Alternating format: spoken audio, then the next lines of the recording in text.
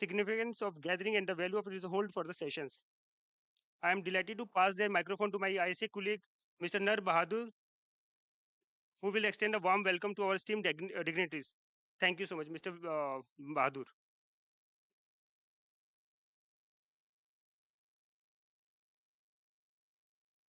Thank you, Surinder. Excellencies, distinguished dignitaries, ladies and gentlemen who are here in person and as well as who have joined online. First and foremost, let me extend a warm greetings from and also regards from the Director General, International Solar Alliance, to you all. I am Nar Bahadur, and it's a great privilege and honor to be here with you all and particularly hosting this session with CIA.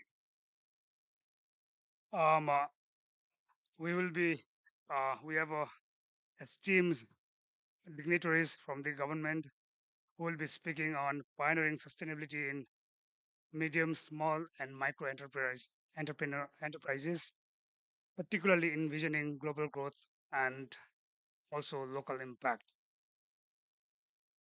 Um, with us, it is a great, we are very much delighted to have with us Mr. Hazim Kumar, Director, Ministry of New and Renewable Energy, who have, I think, joined already is joining virtually, and he will be presenting the context setting, and then followed by we have a keynote address from Niti Aayog, and then we'll be hearing from our honorable national focal points, ISA focal points from member countries, and then there will be some special interventions from ERIDA as well as from um, yes, Environment California. So we have this, and then will be again the concluding remarks in the end. Um, Excellencies, um, uh, may I now invite on the dais Sri Rajanath Ram, Advisor Niti York, sir. Please, sir.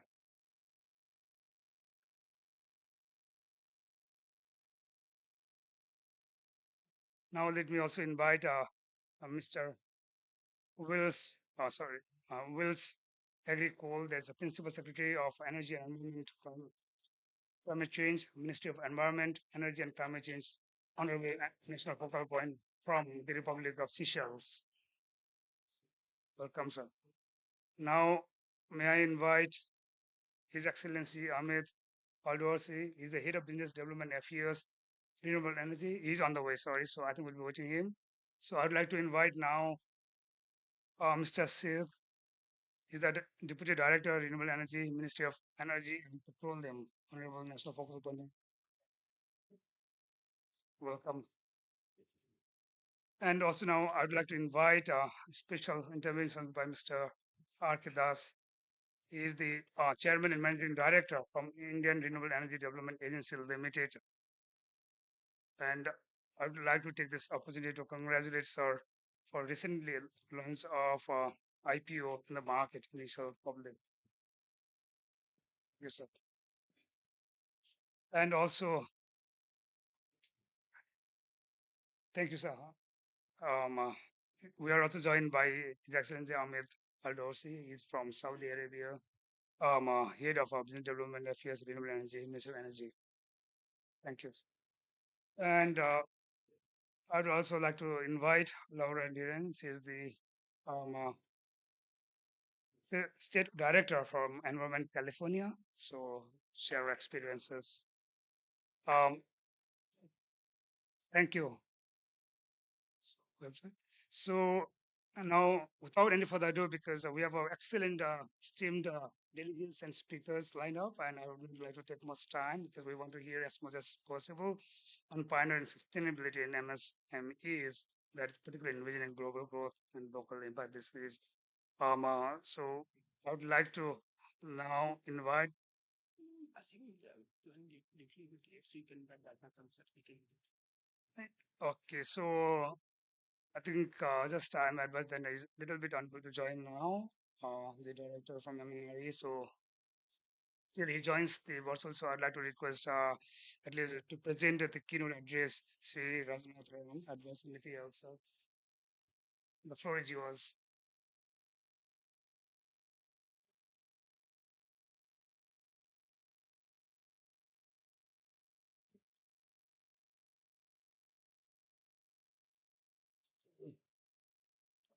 Very good afternoon to all, ladies and gentlemen. And let me thank CII and ISA for inviting me here for this important topic on pioneering sustainability in the MSME, envisioning global growth and the local impact. So I'll be providing the brief perspective with related to the development that is happening within India.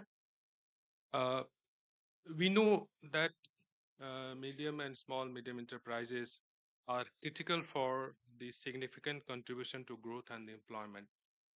And particularly in India, the MSME are essential to the Indian economy. And MSME constitute about 6.1% of the manufacturing GDP and 24.5% of the GDP from the services activities.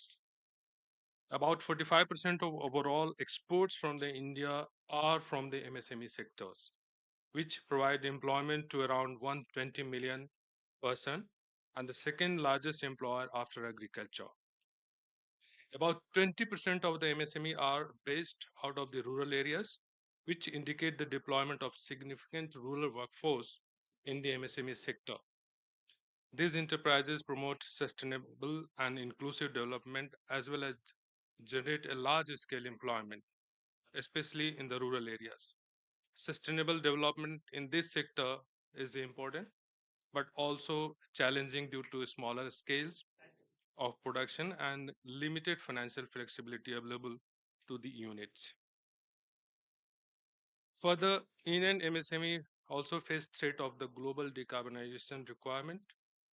The CBAM is the another, and it might lead to uncompetitive uh, uh, aspect, particularly with respect to the MSME sector. Currently, MSME sector is uh, they are GHG intensive due to high use of the fossil-based energy in that particular sector, and sector consume roughly around 30%, almost 81 million tons of the total coal and lignite power, and of um, around 100 million ton of CO2 is being emitted from this particular sector. The MSME sector is in India also consume around 30% of energy delivered to the formal industry unit, but only 48.2% of MSME are using electricity as the primary source of energy, and around 38.6% do not rely on the formal source of power. Energy costs for the most polluting MSME in the manufacturing sector are almost ranging roughly around 10 to 30% of the total production cost, which creates an obvious incentive to invest and in the energy efficient plants, machinery, and a different kind of the clean energy sources. However, MSME lack the capacity and the financial resources to do this. The, what are the challenges pertaining to the energy transition, particularly the MSME sector? Uh, First, the clear-cut policy and the regulatory aspect that need to be strengthened as far as the India is concerned to incentivize both in terms of not only to incentivize but also to mobilize them for the going for the investment, making investment in the clean energy transition field. As regard the finance is concerned, RBI highlights that almost 93% of MSME have no access to finance, or institutional or non-institutional. According to the study by the International Finance Corporation, only 16% of MSME in India are financed through the formal banking system, and the credit gap for MSME in India estimated to be roughly around 240 billion US dollar. There may be several reasons for that. May have the limited technical or financial capability of MSE. Also, sometimes the hindrance as the MSME are unable to mobilize the upfront investment uh, to undertake any project because of the reporting and the lack of some of the mechanism related to the audit, etc. And due to small financial needs, MSME cannot directly avail the climate finance from the facilities such as GCF and diversifying their delivery mechanism uh, and so on. So the barriers so to accessing commercial available finance, including stiff lending policies with high collateral security requirements, small projects, ticket sizes, and high transaction costs, etc. And these are also the problem relating to the our MSME sector. The uh, the other aspect, including the environment and social governance profile of the MSME, also make them unable to access the $1 trillion sustainable debt market, etc. Emission tracking and the reporting, lack of emission tracking. So these are the critical challenges. We really need to streamline this sector, and lot many support is required from the government side in terms of streamlining, incentivizing them, and making them to move towards the clean energy transition part. India's share in the cumulative emission is just less than 4%. Just wanted to highlight, and the we have taken the green growth strategy and a lot of initiative, including the Mission Life, has been initiated to change the lifestyle for the common people and even the smaller units who are in the field of the business.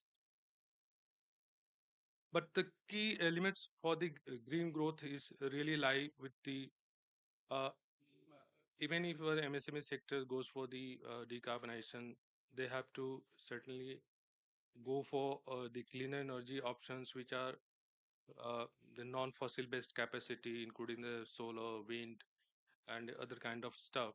But the problem real is the when you are propagating a lot of the renewable in terms of solar and wind, you also need to have a storage solution in place to decarbonize the sector. Uh, uh, s- and n- n- some of the MSME units require a constant flow of power. Okay, if any change in the even little frequency, that may really jeopardize the production lines. So on that stuff, whether uh, the our technology for the clean energy solutions, whether we have the mature technology to provide such kind of solutions, or we still remain dependent on the coal based or the gas based energy system. Normally, I mean, in Indian MSME sectors, a lot of MSMEs are dependent on the diesel based generation because they need a constant power supply. So any deviation they can't tolerate because ultimately this is going to affect their businesses. So that kind of solution providing is a real challenge before the MSME sector. So what are the alternatives available? Whether we have thought of any other alternatives apart from the renewable plus storage. Nuclear, I can think could be a game changer. If There are a lot of discussion is going on of a small modular reactor, which ranging the size from 20 megawatt till the 300 megawatt size. And the many institution in India, the NTPC and Tata Power, they are now looking for replacing their captive consumption, which are coal based, with the nuclear. So they are already moving in this direction, working within NPCL, whether they can find some solution for that.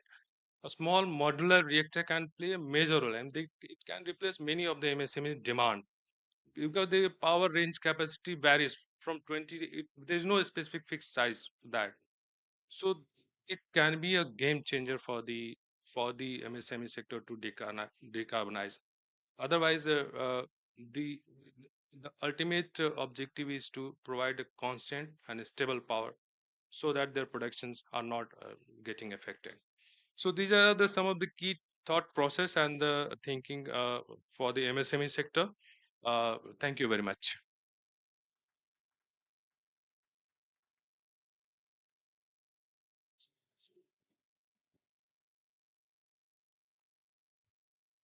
Thank you for the excellent address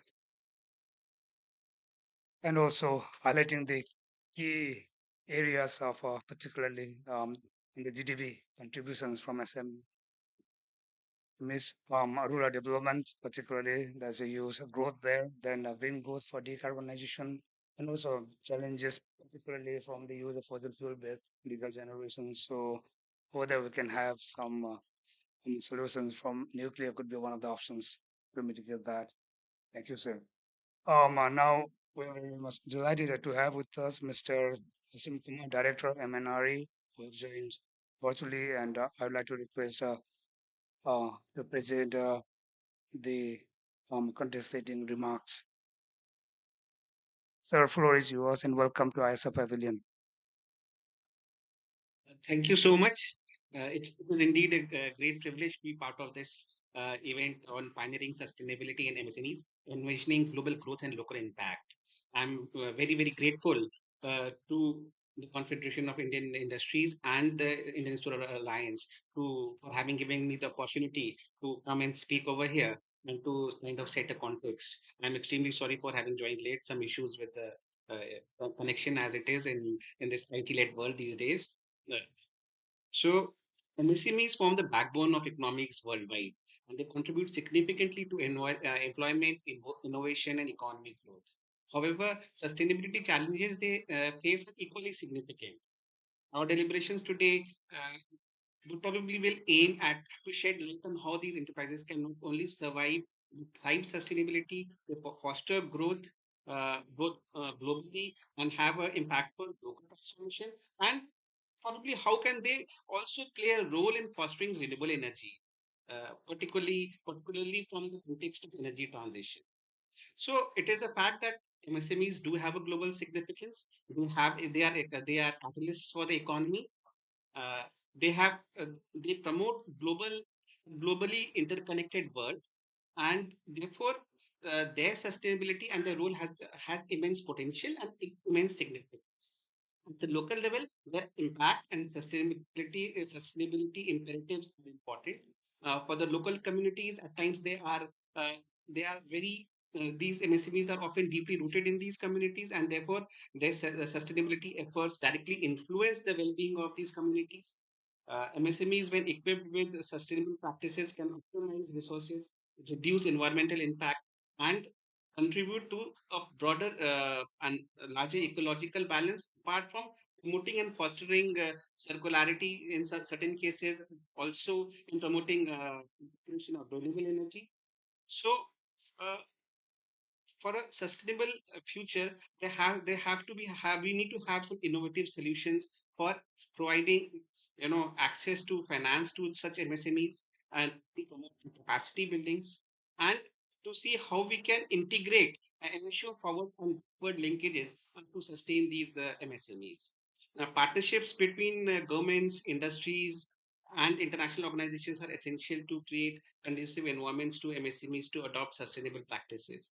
As we embark on this discourse, let us remain cognizant to the fact that sustainability journey of MSCs is not just an economic imperative, but an ecological and probably would be key to all sustainable goals and endeavors to achieve sustainability in the long run, and also to promote resilience, and particularly from the supply chain perspective.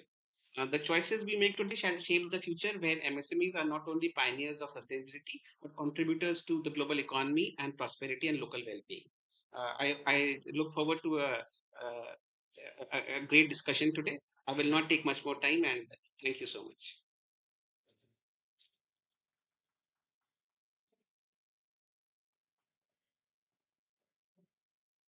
Thank you, Mr. Asim Kumar, the Director from Ministry of New and Renewable Energy, for the excellent context setting and also highlighting some global significance. And we are in a interconnected world, and how can we find even connected solutions in this sphere?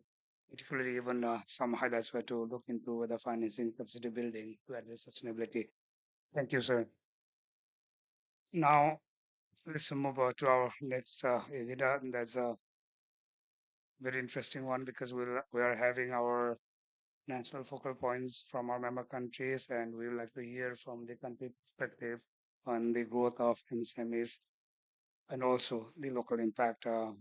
Now, may I invite Mr. Wills Fabricol, as he is the Principal Secretary for Energy and Climate Change, Ministry of Environment, Energy and Climate Change. He's the Honorable Principal Focal Point for ISA from Seychelles. Sir, the floor is yours.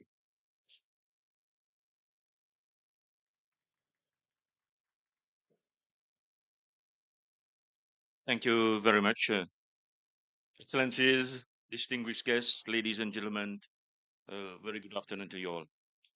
It is a profound honor to address you on the occasion of the International Solar Alliance side event.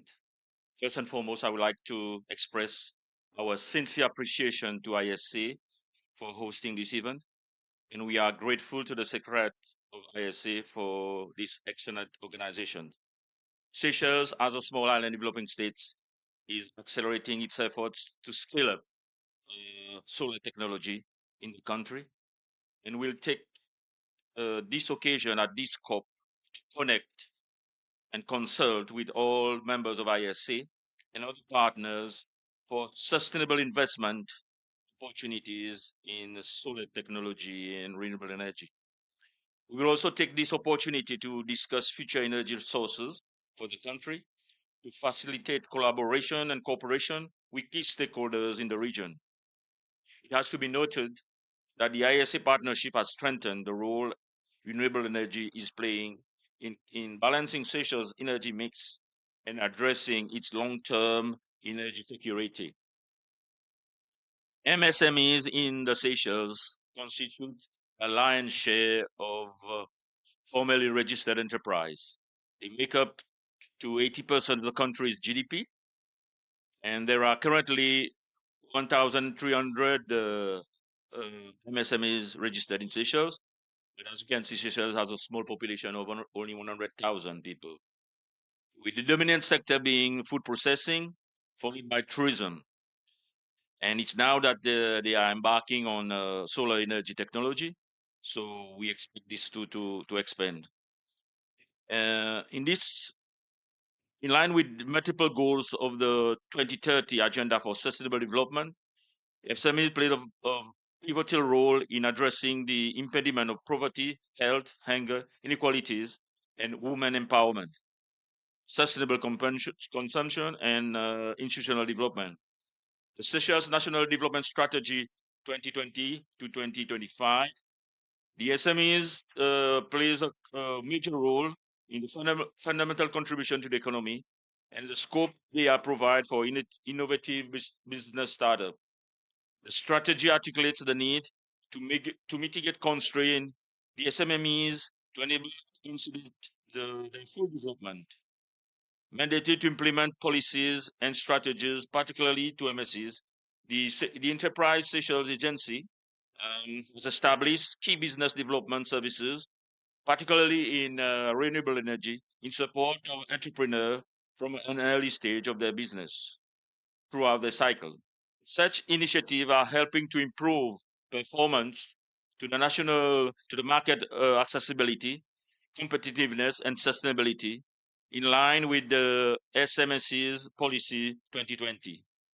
The government of Seychelles partnered with key stakeholders in the last few years to enhance the local capacity.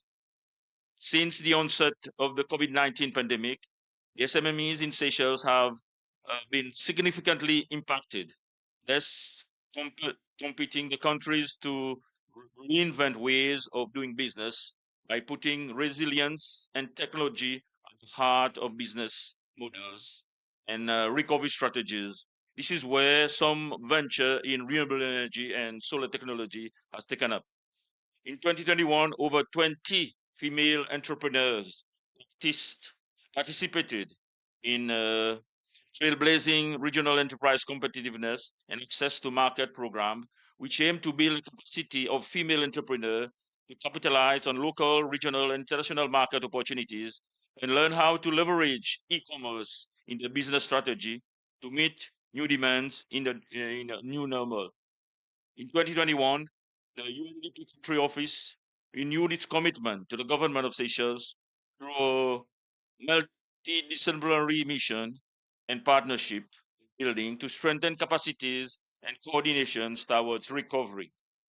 The UNDP has also established strong partnership with the private sector, each towards targeted program to diversify Seychelles and economy based on sustainable development. The private sector includes, of course, MSMEs, partnership, and other actors in the private sectors for these beneficiaries.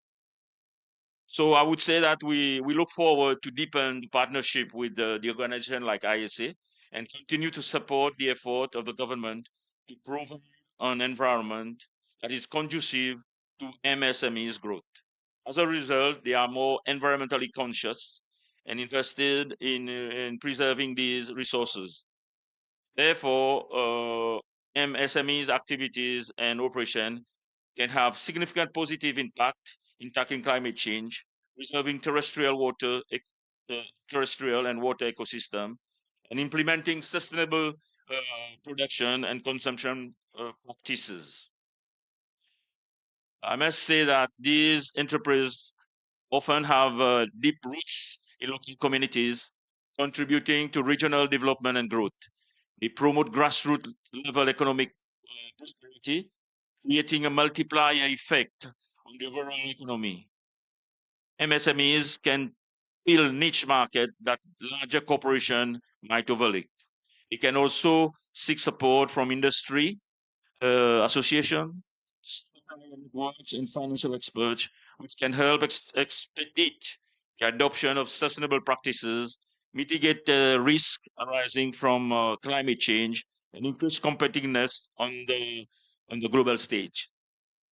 So, ladies and gentlemen, of course, as you has already been alluded, the SME sector have a significant impact on growth, and they have a major challenges. Firstly, of course, is the financial issues.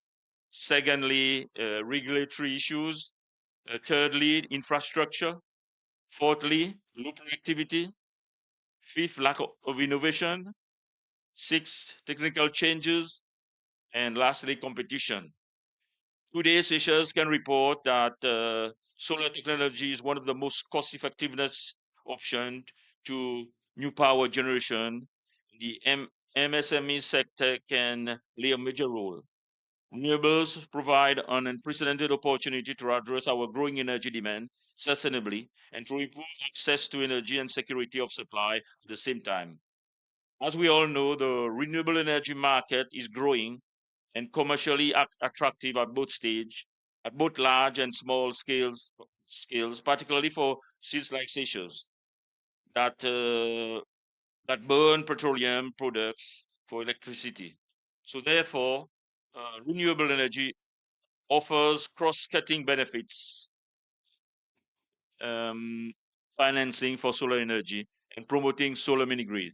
Seychelles will need ISF support and resources in advocacy, analysis, capacity enhancement, and technical assistance in exploring renewable energy program support. Some of our immediate needs are scaling solar application for agricultural use, focusing on providing greater energy access and a sustainable irrigation solution to farmers, to deployment of solar water pumping system, and other cold storage facility for small farmers. We envisage to have increased use of off-grid solar technology across some of our outer islands, which are essential to harness clean and affordable energy and transform the lives of hundreds of our people. We'd like, therefore, to thank ISA once again for installation of solar-powered cold storage of capacity 5 megaton for the benefit of the agricultural stakeholders on one of our islands. Let's set together in the one sun, one world, one grid makes the sun brighter. I thank you.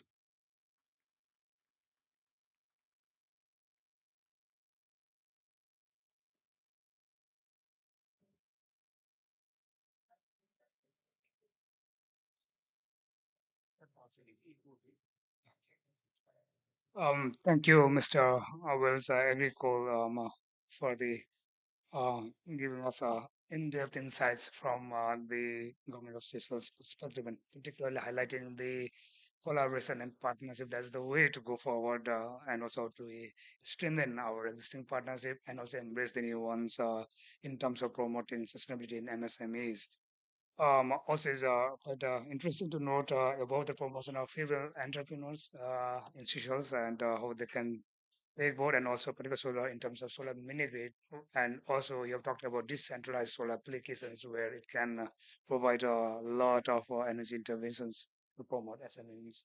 Thank you so much. And before we move to the next session, since say doesn't have Quran, he has another commitment and you'd like to leave. So thank you so much for joining us. And I'd like to request to, I think, hand over a small moment to a token of appreciations for coming all the way and enlightening us with your keynote address, sir. Thank you so much. Thank you. And you'd like to leave, and we'll continue the session. Ladies and gentlemen, please give a huge applause.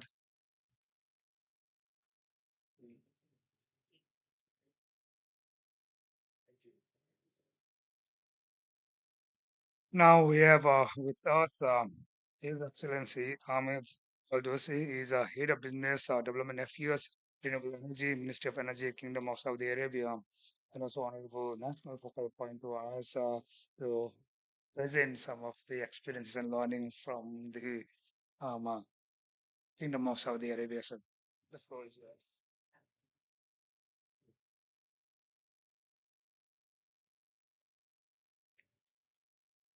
Your Excellencies, good afternoon, distinguished guests and delegates. Thank you for giving us the opportunity today where we can shine on the greatest efforts with relates to the development and enablement of renewable energy sector. Up to this date, the Kingdom has launched the Renewable Energy Program as part of the Vision 2030 with a target of increasing the contributions for renewable energy sources to the electricity production, alongside of a replacement of a roughly 1 billion barrels of oil equivalent per day, which uh, will help improve economic benefits together with the kingdom's goal of achieving its commitments of reducing greenhouse gases to approximately 278 million tons per year by 2030 within the framework of the circular carbon economy, comprehending that the present energy mix used to feed the production of electricity relies upon hydrocarbon, which will be eventually transformed into 50% gas and 50% renewable energy sources. The Kingdom of Saudi Arabia remained at present committed to developing a variety of renewable energy projects with currently an installed capacity of 2.8 gigawatts to the grid, up to a pipeline of projects of 23.7 gigawatts by the end of 2030 of this year. Pipeline of projects are actually under different phases of progression, which will be eventually, of course, integrated as well into the grid. Under this pipeline, ventures and creations in creation are about 8.4 gigawatts, which endeavors for purchase agreements (PPAs) have been signed for an additional capacity of 1.5 gigawatts. And as well as up to the date, we have provided around 1.5 gigawatts of retired assets, which is actually fueled by liquids. In terms of empowering SMEs and MSMEs, within our ministry, we have launched the Promising Pilots and Innovative Idea Initiative, where our minister eagerly endeavors the development and the sustainability of the energy sector businesses with a direction towards a unified mechanism to collect, share, and apply promising pilots, innovating ideas within the energy ecosystem. Under his guidance, we have formed a team across several sectors within the ministry, alongside the energy ecosystem entities, as an implementation for the process of collection, knowledge sharing, applying innovation to study the suitability for application of these ideas and pilots in order to achieve the following objectives. The activation for innovation factor, the enhanced areas of cooperation and integrations, learning and exchanging of best practices within the ecosystem. The mechanism of initiative has 8 steps, starts with the collection, review, valuation, and forwarding to head of sectors, nomination for application of uh, promising ideas within the energy ecosystem entities, followed by documentation of these best practices, and as well sharing the lesson learned during the application of these pilots. The pillar of focus for promising pilots and innovative ideas initiative are the evolves around several pillars, which are the energy, various fields of energy, environmental and sustainability, institutional excellence and business improvement, social responsibility, localization, enhancing of customer experience, quality of life and civilized scenes, innovation, digital transformation, and AI. We foresee collaboration in areas within our initiative under the aspect of consulting and management, regulation, finance, and communication. Again, thank you. Special thanks to the International Solar Alliance for arranging this talk. And if you would require any more insights, we'd be happy to share more about our experience. Thank you.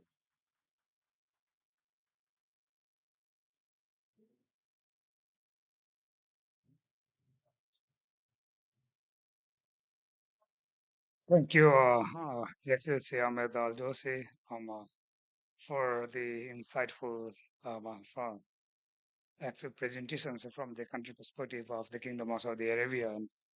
And it's very interesting to note on the some of the targets set of at least 50% renewable energy integrations within the energy mix. That's to want to hear that, and also small and medium enterprises that you are also working with promoting clean energy as a solution. You are doing some pilot initiative as well. So these are very, very interesting to note and how we can promote MSMEs as well as SMEs with the clean energy interventions. Thank you for sharing your experiences. Now, I would like to invite Mr. Syed Maho, is the Deputy Director in Energy, Ministry of Energy and Petroleum. Also, our Honorable National Focal Point, Isa from Republic of Ghana. Syed, the floor is yours, and we would like to very much hear from you on the Ghana's perspective in terms of promoting sustainability in MSMEs as well as environmental, let's say, global growth, and then some best practices and how that is going to impact locally. So, say the floor is yours.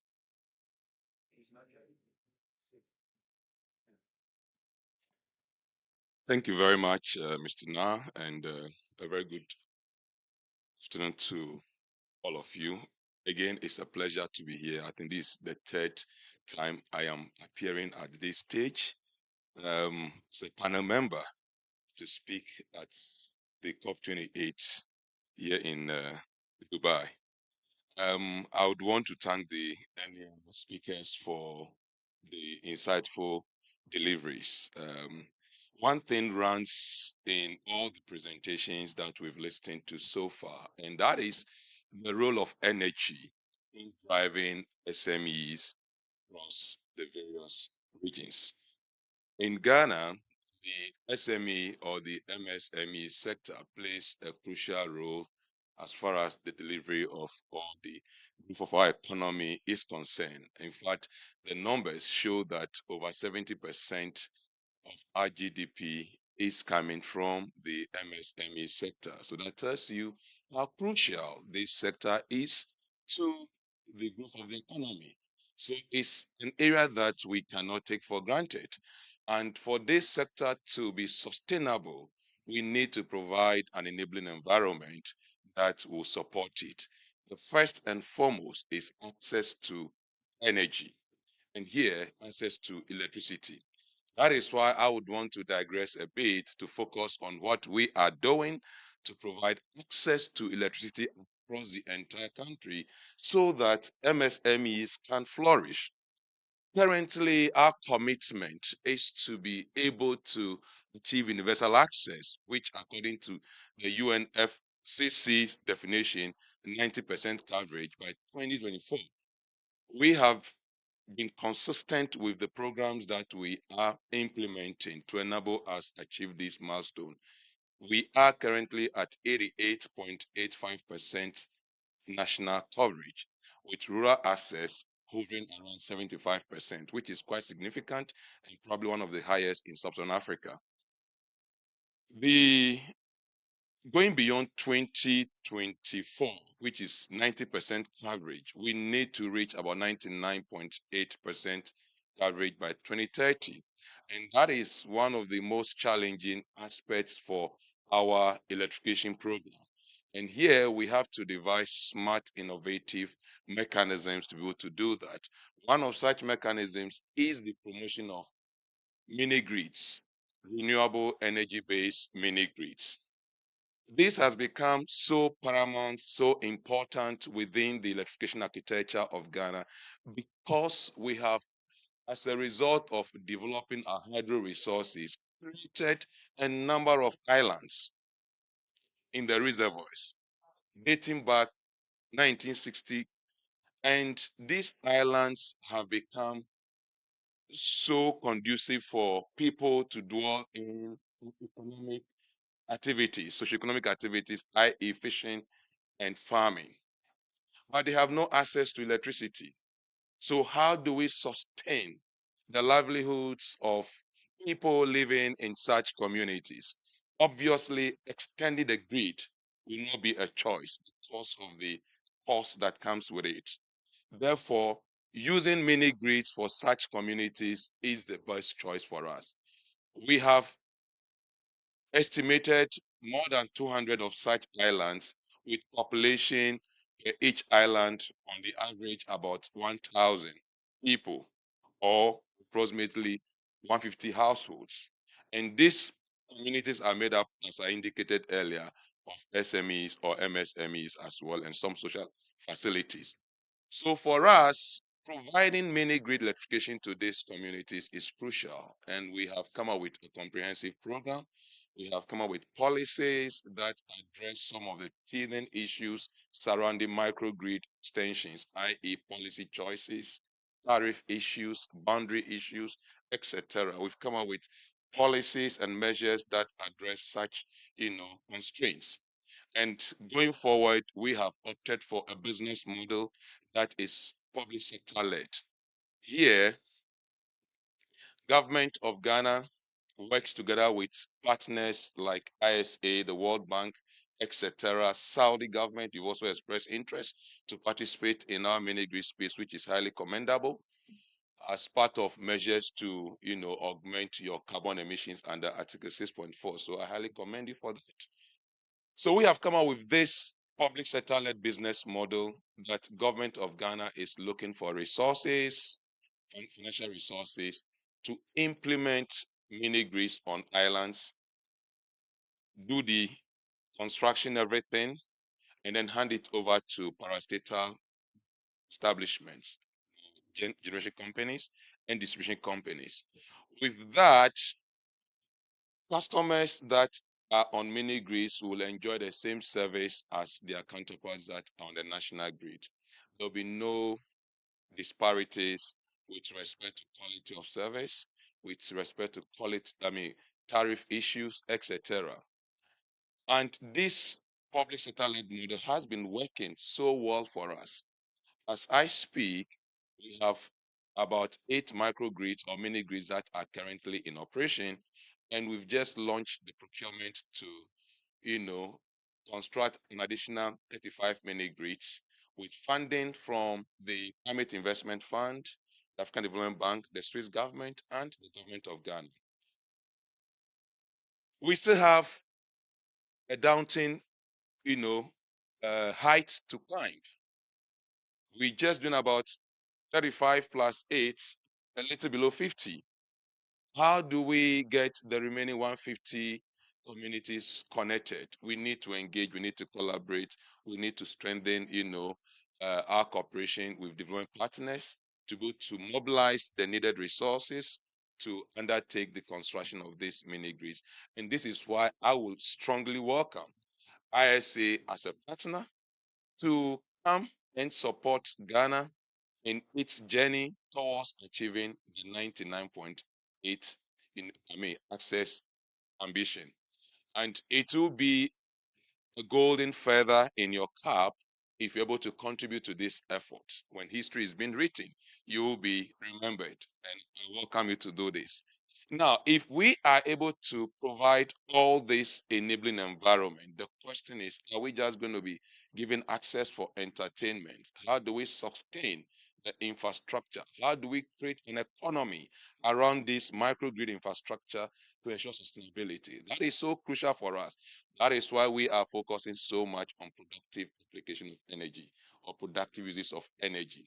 So we have a deliberate program working with other ministries, other government agencies, other development partners to ensure that we promote comprehensive, holistic, package for access to electrification, which will include bringing on board social infrastructure such as health schools that to be connected to the mini grid infrastructure, ensuring that SMEs have access to electricity to add value to their produce or their businesses in order to improve their economic might and livelihoods. To bring on board environmental groups to ensure that mini grids do not create an influx of people onto islands that will be creating so much pressure leading to environmental degradation. So this holistic approach that we have adopted, we believe is going to make our mini grid sustainable. The other issue that is worth talking about here is that Ghana operates a uniform tariff system. It's not cost reflective. There's an element of cross subsidy. And when you juxtapose that on your microgrids or mini grids, the question is, how do you collect enough revenue to be able to sustain the mini grids?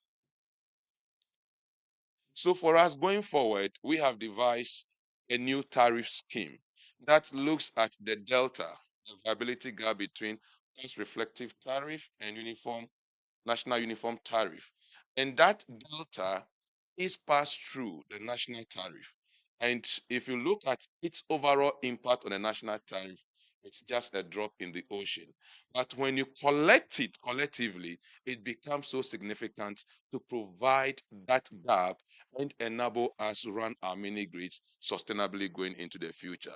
So, ladies and gentlemen, I want to say that these are some of the few interventions that we are doing to ensure that SMEs in off-grid communities have access to electricity, they have access to market, they have access to finance, and are able to operate effectively. On this note, thank you.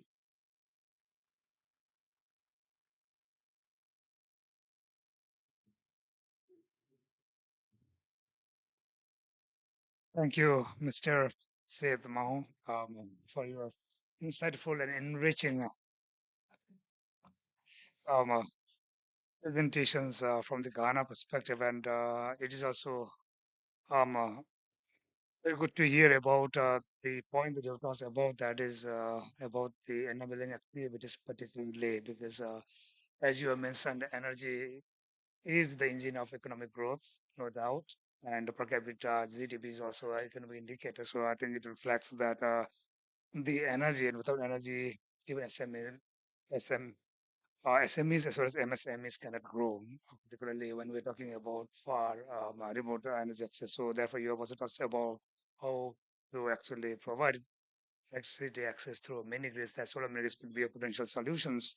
But again, there are some policy and regulatory comfort, particularly for enabling activities that you've talked upon. How can we bring that when you have this tariff structure? So there is also reform in the tariff could be a one potential solutions that you have highlighted, and also about hydropower, and particularly about the agricultural just energy transition that also you have highlighted a little bit there, how we can do that. So that at least we have this sustainability business, particularly for SMEs, to grow in Ghana. So thank you for sharing this information. Now, uh, we are in this special intervention. So, ladies and gentlemen, please join me to invite Mr. Arki Das, the chairman and managing director, Indian Renewable Energy Development Agency Limited, to provide some of the journey's practical and his experiences about sustainability in MSMEs, and also how can this within Envision global growth as well as some local impact. The floor is yours for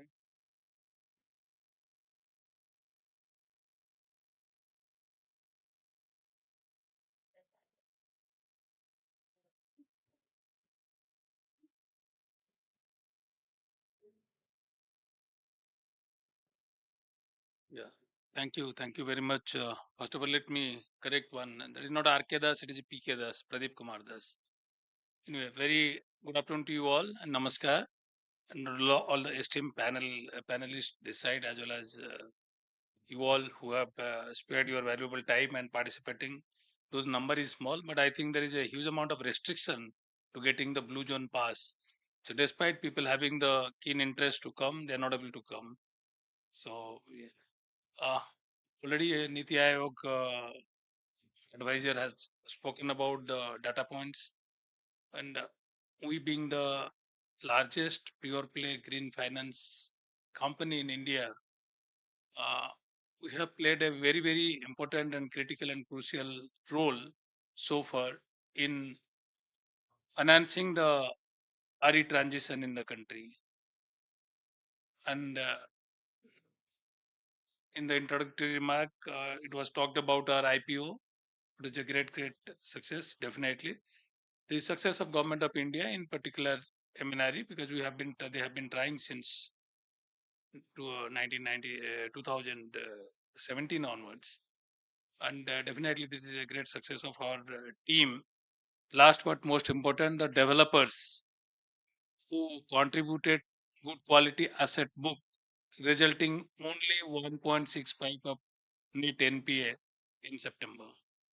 So that has enabled fair amount of confidence of the investor, which has already been seen in the market. So at least one doubt about the risk of financing or risk of investing in renewable in last 36 years in India, IREDA has proved it is not like that. Fair amount of perception gap that has already been addressed.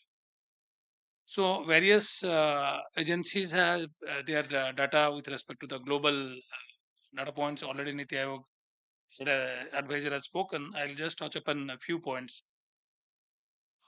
And he also highlighted that in India, the second contributor after agriculture is MSME. And both the sectors, how they are deprived from banking, in particular for refinancing also, we'll be discussing about that. See, by and large, around 40% of GDPs of the emerging economies is coming from SMEs. And 90% business happens in MSMEs. 70% jobs have been created there. And in OECD countries, almost 99% of the all firms are coming under this space, and 60% of the jobs are coming from this space, and 50% are in the value addition. So 40% of the SMEs in developing countries have so far not met the banking support. When they are contributing 40% to the GDP, and 40% of them have not got the access, and there is a unmet need of around 5.2 trillion per annum requirement. If you talk about East Asia Pacific, it accounts around 46% of the total global finance gap. Latin America can find around 23%. Middle East and North African regions, if you see, it is around 87 and 88% of the gap. You see, the India credit gap is around 530 billion US dollar equivalent here. And overall demand, if you see, look at around 1955 billion dollar, and debt component, if you look around, that is 1544 billion dollar. This is a huge amount. And in India, we have around 64 million SMEs, hardly 14% only get finance support. Why and how?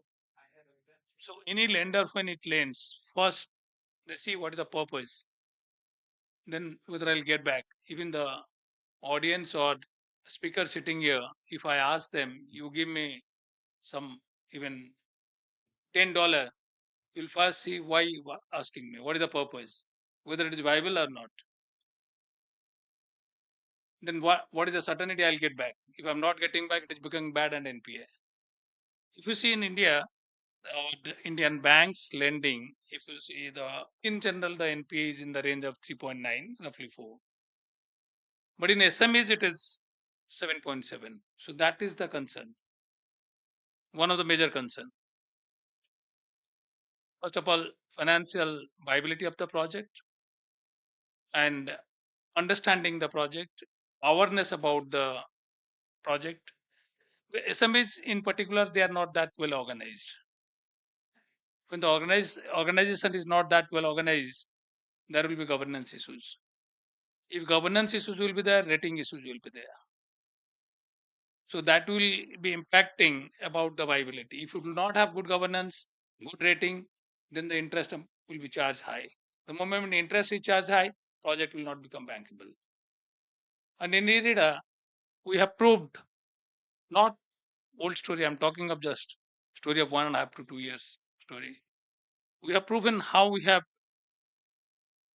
transition unbankable project to most bankable. I'll share 2 examples here.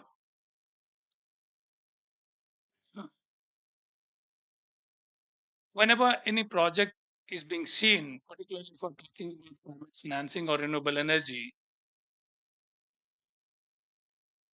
it need to be seen both from economic driver as well as environmental savior, which is normally not seen by the lender. That emerges the gap. And one of the Bloomberg report recently we have gone through, around 90% of MSME business leaders of India understands the concern versus 80% of ACS. That means fair amount of understanding is there in India, but we need to still augment because still we have a huge gap of financing. 57% of Indian MSME express their concern about the cost of the project and viability. 87% cited the need for more knowledge, that means lack of awareness. And 60% participants concerned about cost, funding. See, as I said, there are dual role. One is that economic driver, other one is the environmental contributor. So far, we do not have any scale or agency to measure and capture how much environmental contribution is happening there. Once we bring into that and monetize and factor in, perhaps we can reach much better contribution and impact and effect of this. Now, these are the challenges, and there is also opportunity. The case study of India's growth story of last 9 to 10 years of RE development in the country, that speaks how, with a committed approach, clarity in mind, and conviction in doing, how we could reach to the 4th position in the global level. And our Honorable Prime Minister has committed in COP with respect to 23, which you have achieved much before. And already commitment for 2030, we have the roadmap with actionable points to achieve much before 2030 also. We're quite confident in that. And if you look at within India, IRIDA has played the most crucial role, being MNRE's only extended arm for almost 2.5 decades. Further, in order to address other challenges in the sector, MNRE brought in another arm in the form of Solar Energy Corporation, SECI, for looking into those other issues which a non-banking finance company cannot address. That is largely for demand aggregation as well as payment security mechanism enabler. That has already proved a result. Yes, SECI is around 2 year old. Last 10 years, nine and a half years, our growth in particular solar has 25 times, which is highest in any kind of scale, any kind of country, any kind of industry you can look at. See, our ministry is in existence since 40 years. IREDA is in existence since 36 and a half years. Despite working so closely, still today, we are struggling to solarize or renewablize to the largest contributor to the GDP, that is in the form of agriculture and form of MSME. Because IREDA is designed different kind of setup. We have hardly 178 employees as on date, and we started with a single digit of 6 to 7 employees in the year 1987. But the way 3 decades moved, almost 3 decades moved, initial stage of infancy stage of development of RE, wind, solar, hydro, and that sector has been fully maturized now. Now we have new and other emerging space where, which are in infancy stage, and we need to again work for maturizing that as fast as possible. So what, see, 2 3 points, not many big or very complex thing we need to do, very simple thing. First, we have to create fair amount of awareness across the citizens, not only in India, across the globe, which why and how that kind of energy literacy can change their mindset towards looking into a renewable project or climate sustainable project or environment friendly project, not only from economic contributor point of view but also from environment contributor point of view. So that fundamental education we need to inculcate. And we are running with 36 years of existence in IREDA. We have decided this year we'll go for 36 schools, educating them, spending at least couple of hours, talk, talk to them, to the children particularly, who are the future of this environment, to whom we need to enable that a sustainable environment is there so that they can live. And we are only going to talk to them what, whether when you are using 1 unit of electricity from fossil sources, how 250 grams of CO2 has been generated. So first you have to minimize your energy usage. But without energy, no one can develop. Forget about an economy. Even in individual also cannot. We all are carrying mobile. We require energy for charging it. Forget about connectivity. Again, for connectivity also we require energy. So anything you talk, we have energy. So in India, for every 1% of GDP growth, we require roughly 1.25 times of energy growth. And when we are already committed to become a developed economy by 2047, the fair amount of growth is going to happen from all the sectors, not only from renewable sectors or energy sector, all the sectors. And when all the sector holistically need to develop, then energy has to, they will be consuming fair amount of energy. And today we are not only focusing on renewable energy development, we are focusing equally on energy transition and decarbonization with a NDC target and Panchamrit target, what our Honorable Prime Minister has committed in COP committees. And we need to have a centralized hub because this MSMEs, as I said, we do not have an organized platform to create a awareness or coordinate work in a coordinated approach. Because any kind of improvement or efficiency we generate, if that can be synergized to them, then that will be having a cascading impact and effect. And we need to grow holistically. then we need to have a structural policy regulations also with respect to MSME financing. Again, I'll come back these two factors. But so far, only we have focused largely, not only largely we have focused. Whenever we are focused doing any project finance company, only the economic driver. We see that point, but we need to now emphasize more and more on environmental contributor. And in IREDA, though we are there since 36 years, we have acted as a mother finance organization for RE development in the country. If you look at today our asset under management, our loan book, hardly 2% is towards MSME.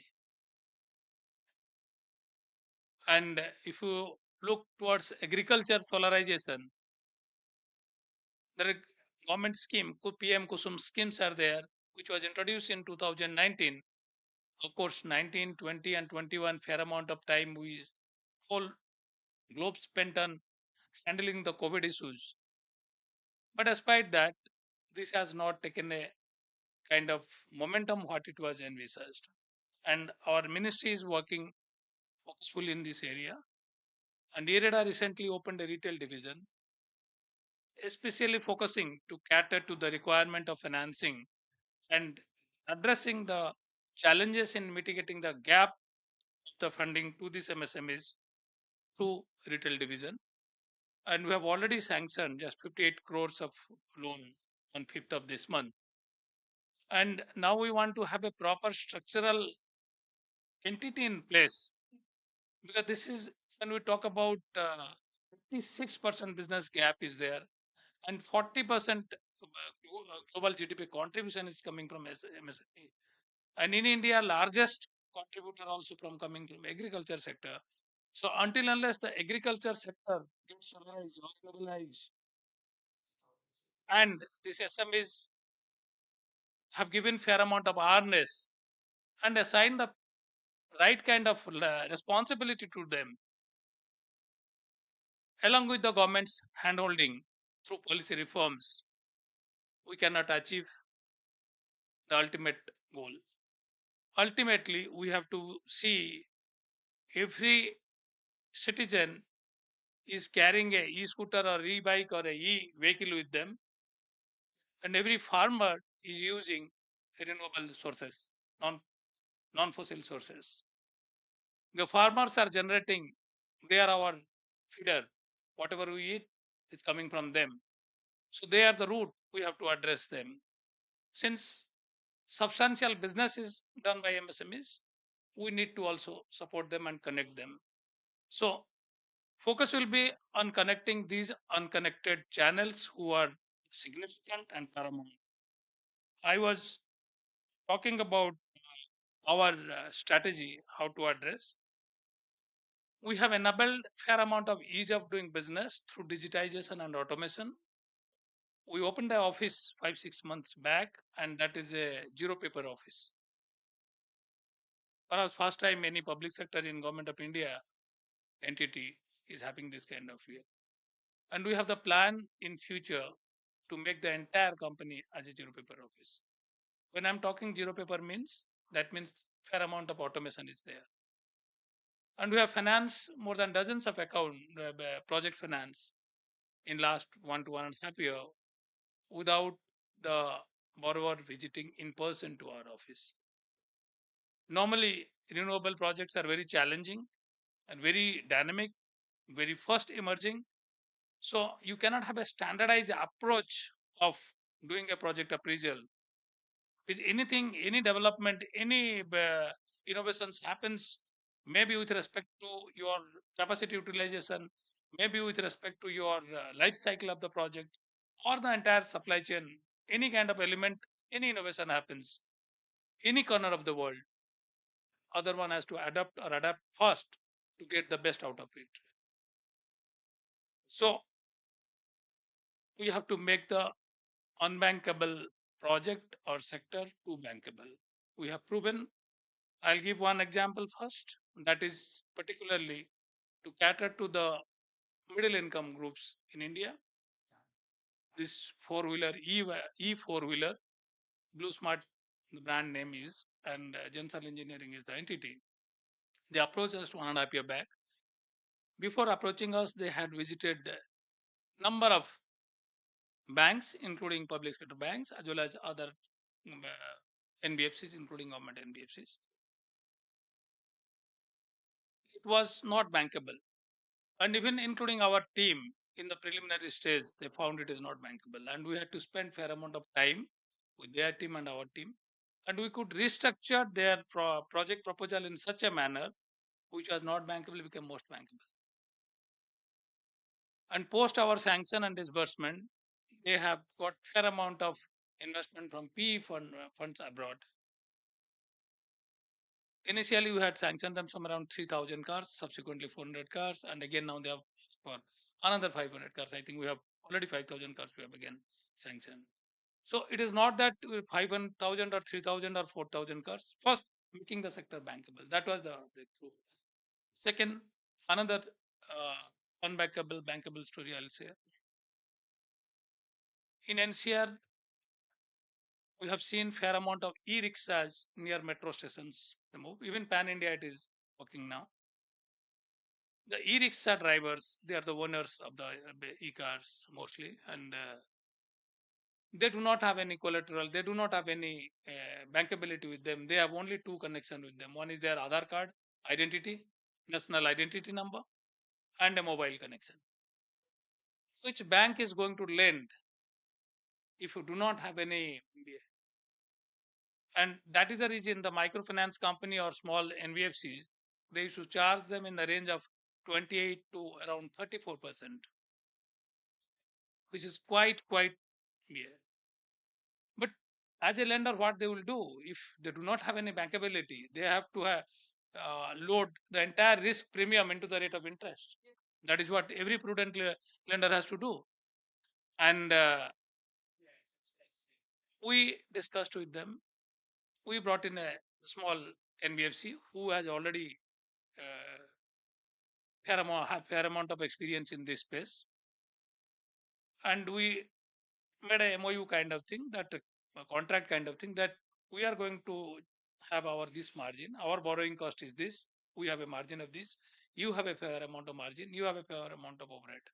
Sigma of everything should not exceed 18%. So from 28 to 34%, it came down to 18%. That was the agreement. Finally, they could lend around 17.6 rate. So from a 34% to coming down to 17%, almost 50% reduction in interest. The rickshawalas who are not bankable, they become bankable. And once their financial health improves, then further channels. And this case story has already become quite paramount. And we have now decided to have a full-fledged focus retail division in place, not only to cater to this segment, to the entire MSME and agricultural sector also. And in the time to come, I'm sure the other NBFCs and banks, they are going to also come forward and play a very responsible role in enabling this, reducing this credit gap, what is available to these MSMEs as on date. I'm sure with a cohesive approach of Government of India, especially Niti Aayog and MNRE and entity like IREDA and other NBFC and banks, we are going to uh, take up this challenge and translate this challenge as an opportunity, which IREDA has done in the past. Thank you.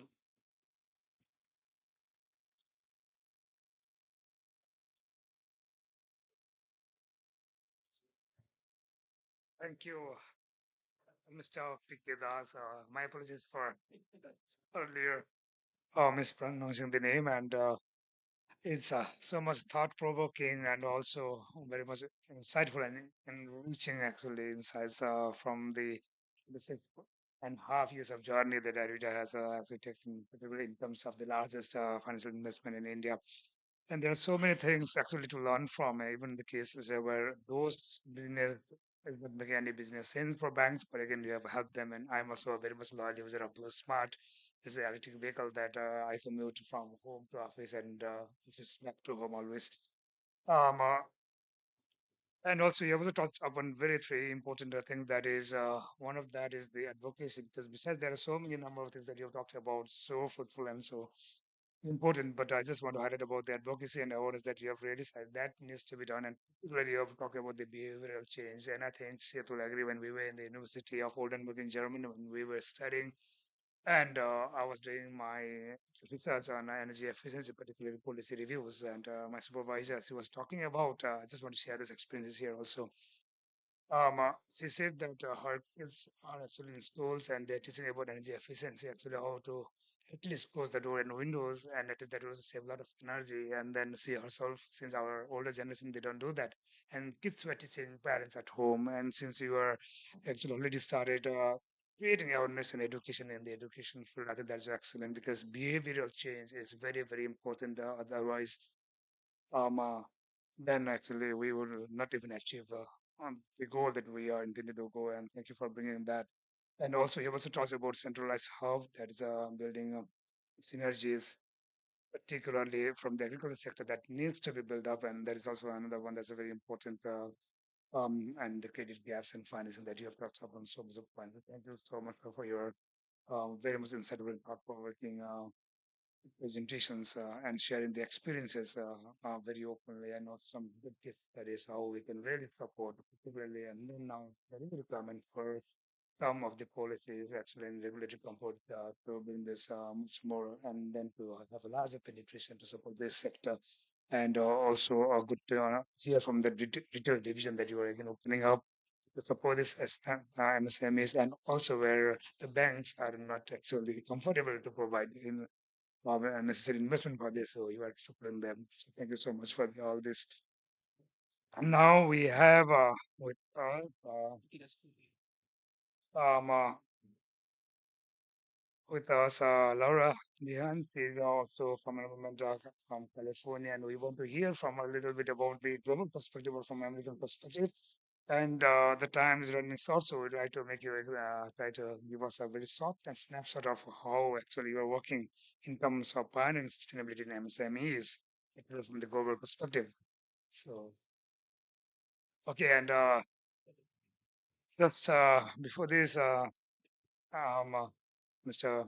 P.K. Das, I think you wanted to leave because yes, another urgent actually some commitment.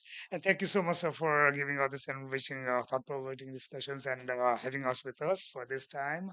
And I would like to request our colleagues to hand over a small moment or token of appreciation before he leaves. Can you please, uh, sorry, Laura, for a moment.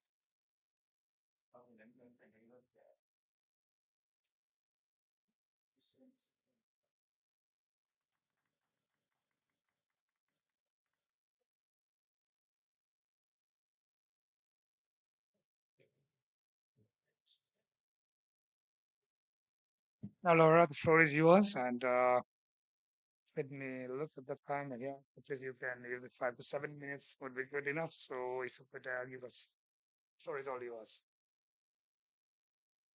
Thank you so much. So thrilled and honored to be able to join you in this very esteemed panel today. My name is Laura Dehen, and I'm the State Director for Environment California, which is an NGO. We're a statewide nonprofit organization that works in California to advance clean air, clean water, protecting our open spaces, and getting to clean energy, a 100% renewable energy future as fast as we can. And so I'm so honored to share some of the work that we've been doing in California, some of the policies that have been most effective in helping to unleash financing opportunities for small and medium enterprises in our state, as well as accelerate our pathway to getting to a clean energy future. So I actually first got started doing environmental advocacy work when I was a college student.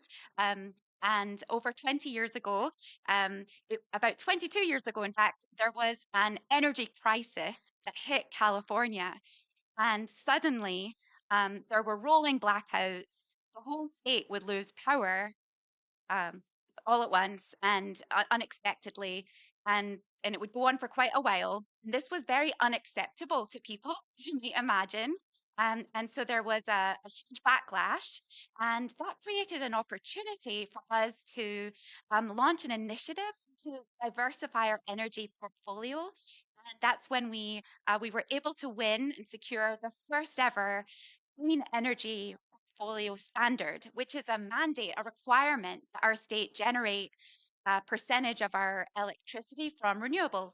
And so it was a political moment, an opportunity, to show that we need to have more types of energy that we're using and not be dependent on dirty energy.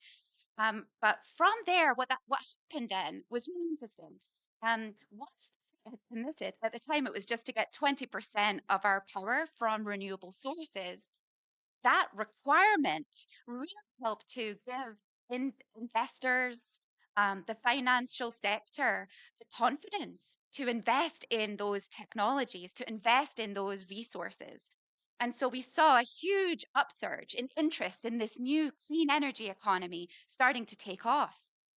And then back in 2003, we had a new governor that got elected to the state of California.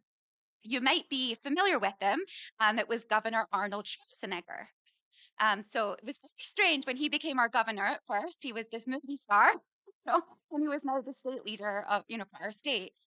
And as an environmental nonprofit, we thought, well, this might be an opportunity to get someone like Arnold Schwarzenegger, who likes to do things big, to set an ambitious goal, an ambitious target around more clean energy, more diverse clean energy.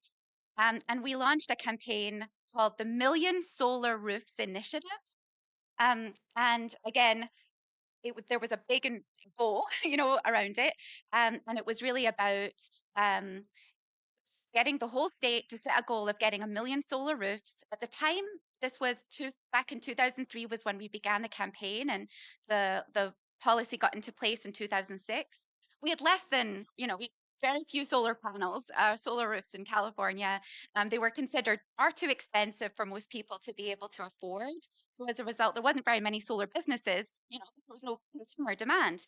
And what we wanted to do was really jumpstart the solar industry and create the economies of scale that are needed to help to, create more small and medium-sized businesses that could be part of the solution, and also drive down the costs so that it would be more affordable for more businesses and more individuals to go solar, to buy into this future, right? Be part of the solution. And so that was the idea behind this kind of visionary initiative of 1 million solar roofs. And we campaigned, right? It wasn't like Governor Schwarzenegger wasn't ready to do it right away. We had to convince him this was a good idea for him, that was politically in his interest. At the time, solar power, because very few people used it, it wasn't that well known. You didn't see solar panels everywhere, but it was popular. Obviously, California is a sunny state. The sun comes up every day, and people are sick of breathing polluted air, smoggy air. And so it was very easy to point out, look, the air is really polluted. We should catch the sun on our rooftops and use that to power our future instead of breathing dirty air all the time. And so we called on Governor Schwarzenegger, instead of being the Terminator, to be the Storminator. And we campaigned across the state, and many people to support it. And eventually he became our hero, our champion. And he helped to lead the charge then to get the policy in place. And it wasn't just a goal, like an empty goal. It was 1 million solar roofs. It was backed through a financing program to help to create consumer demand for rooftop solar adoption. And so there was a funding mechanism through the utility agencies so that they could help to subsidize the front cost for consumers to get solar installed, and special incentives for lower income people too. So anyway, it ended up being very popular. We hit the goal of 1 million solar roofs in 2019, which was several years early. And actually, it's officially public. We're right at 2 million solar roofs, which is amazing. So, and that's one thing that's really special, it's obviously we've done a lot of solar growth outside of rooftops, but it's now such a big part of how we get our energy. It's about half of our clean energy comes from, of our renewable energy comes from rooftop solar now. And we think we've only scratched the surface of the potential.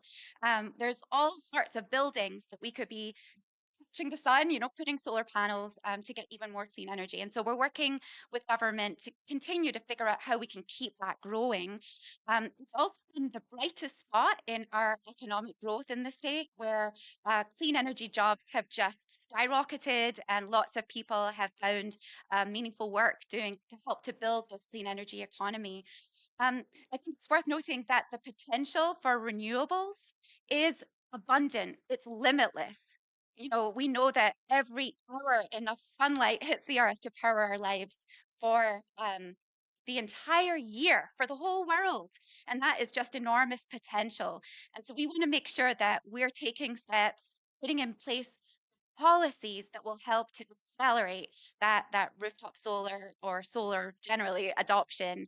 And also the next initiative that we're working on is the Million Solar Battery Initiative. We have enough batteries already to meet about 7 or 8 gigawatts. We're saving that solar for later, right, when the sun sets, to keep the lights on. And now we want to jumpstart that even more because the price of batteries are still pretty too high. So hopefully we can make sure that our Governor Newsom, helps to lead that charge next. So thank you again for giving me a little time to share some of our lessons. And I've got lots of information if anyone wants to learn more to share too.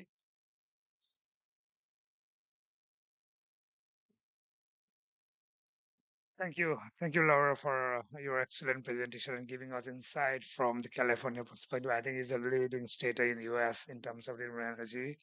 And also, some of the target 1 million solar homes, and then already you have achieved 2 million, and it's just yes, and the south. That means you have so much of things to. I think looking forward to do much more, and we look forward again how we can also work and collaborate in partnership to bring those experiences in the areas where it's most needed, in the areas where electricity access is not there. So that would be an excellent opportunity for us to again work together and learn from. With this, I think we are coming to the end, and I'd like to invite Mr. Sil Verma, is the Deputy Resident Representative at from the International Water Management Institute in India, to provide the closing remarks and also wrap up the session. So, Sil, the floor is yours.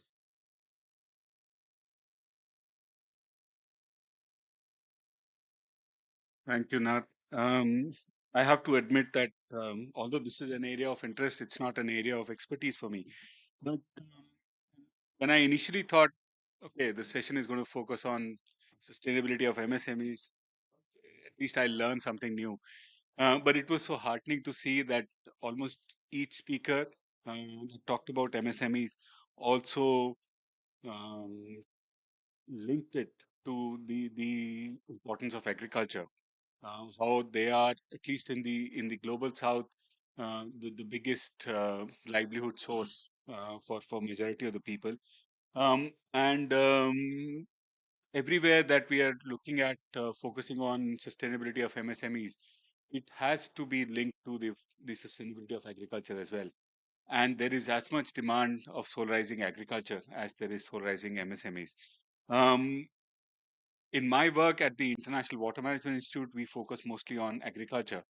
And we are trying to look at how solarization of agriculture can actually contribute to the larger renewable energy goals of countries. And it was again good to know that IRIDA is now focusing on both MSMEs as well as on agriculture. I actually think that there are opportunities for doing both these things together in all the countries, because agriculture energy demand is mostly for irrigation. That's the largest energy demand in agriculture, and irrigation is not a stable demand. It's a very, very seasonal demand. It's a demand which will peak for maybe 30 days in a year, but it will be much lower the rest of the year. And in that period, the panels will keep generating energy. And we could use that energy to power MSMEs. And I think that's a linkage that these two sectors need to make by talking to each other and we need to break some of the silos so that when we think about solarizing MSMEs or solarizing agriculture, we also talk to each other. I'm not even going to try and summarize all the points because there was a very rich discussion. But the last point I want to make, we are also running out of time, is that there is a need, just as we had an ambitious program in California on a million roofs with solar. There's an equal, maybe even larger opportunity in MSMEs. I used to have a professor. We talked about how MSMEs are poorly organized or unorganized sector. Sometimes we call them. I used to have a professor who said there is no unorganized sector. That sector is just differently organized. There is an organization there. It's very different from what we understand as organized sector. So we need to think about different business models, different financing opportunities for this. And I think Arida's intervention showed that it is possible to make the unbankable the most bankable by tweaking our standard business practices a little bit. And that should be the focus going forward. And I hope that the next session in this room is going to focus on solarization of agriculture for resilience of agriculture and farmers. And I hope that we make some connections between these two sessions. Thank you so much. Thank you for making me learn so many new things. Thanks. Thank you, Mr. Self, for the closing remarks and also linking agriculture and also MSME, how we can work together in terms of breaking even the silos. On behalf of ISA and also the CII, would like to thank all our eminent speakers for coming all the way, sharing your experiences, thought-provoking insights, and thank you so much. And as a token of appreciation, we'd like to share a memento, small memento.